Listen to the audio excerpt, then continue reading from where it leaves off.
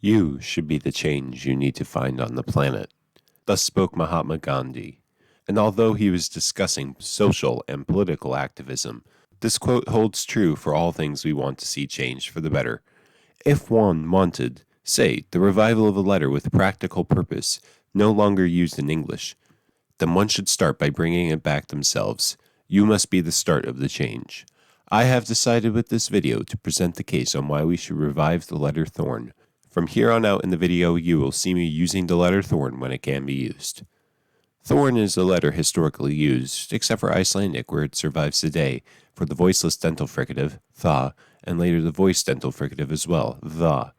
It survived in English throughout the Middle English period, but people didn't have good handwriting because they all dropped out of school at age 8, so Thorn kept getting confused with other letters, namely P and Y. The reason the digraph th is used today, and it is the most common digraph in the English language, is because of ancient Greek sound mutations. But why do I think we should bring back Thorn? Well, there's a couple of reasons, and I'll also bring up some counter-arguments. But first, a special thank you to my patrons, Agma Schwa and Obfuscobble.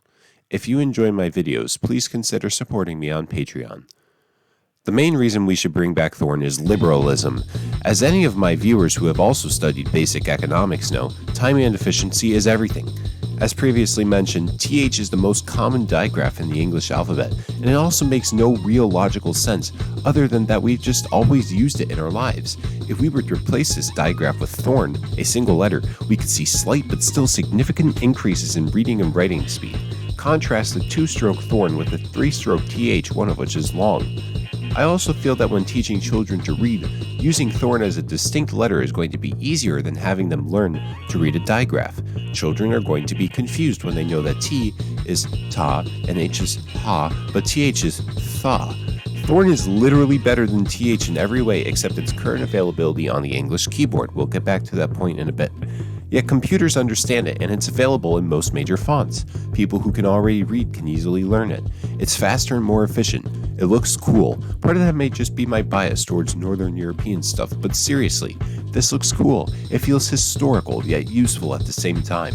Thorn is a letter with an aura around it. A slightly more frivolous usage of Thorn where it excels above other letters is in emoticons. Stick your tongue out of your mouth right now as if you were making the :P emoticon. Now, note the placement of your tongue. Is it off to the side? I hope not. It's probably in the middle of your lips. Now, let's write that same emoticon but with replacing the P with Thorn. Look at how much more anatomically correct that is.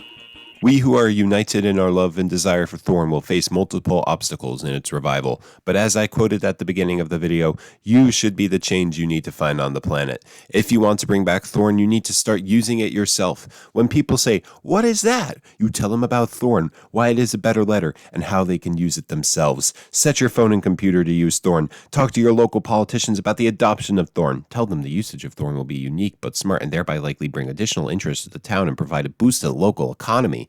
Petition Merriam-Webster and Oxford to re-adopt it in their dictionaries.